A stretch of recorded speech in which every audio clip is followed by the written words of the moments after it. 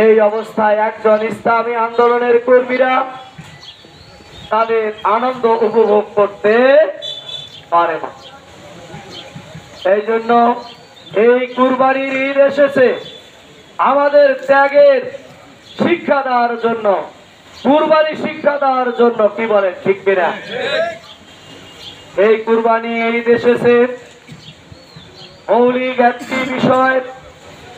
আমরা সকলেই জানি যে মানুষের মধ্যে দুই ধরনের প্রবৃত্তি, দুই ধরনের সত্তা বিরাজমান আছে। কি বলে? একটা হলো নৈতিক বা আত্মিক সত্তা, আরেকটা হলো পাশবিক সত্তা। এই নৈতিক বা আত্মিক সত্তা যখন একজন মানুষের উপর প্রভাব বিস্তার করে, তখন ওই মানুষটার দ্বারা কোনো অন্যায় সংঘটিত হয় না। কি বলে, ঠিক কিনা? তখন ওই মানুষটা আল্লাহর একমাত্র গোলামে পরিণত হয়ে যায়। কি বলে, ঠিক?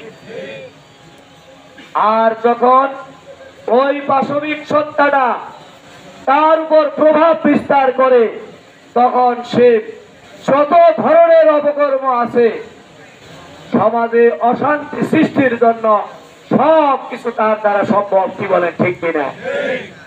যার কারণে আমরা ইসলামী আন্দোলনের কর্মীদের মূল দায়িত্ব হলো একদিকে নিজের আত্মার শুদ্ধি করা, ওই পাশবিক সত্তাকে কুরবানি করে নিজের নৈতিক সত্তাকে বিকশিত করা। সেই অনুযায়ী বাংলার প্রতিটি ঘরে ঘরে প্রত্যেকটি মানুষের কাছে এই আহ্বান দিয়ে মানুষের মধ্যে যে পশুত্ব রয়েছে, এই পশুত্বকে দূর করার জন্য চেষ্টা করা। কি বলেন, ঠিক কিনা?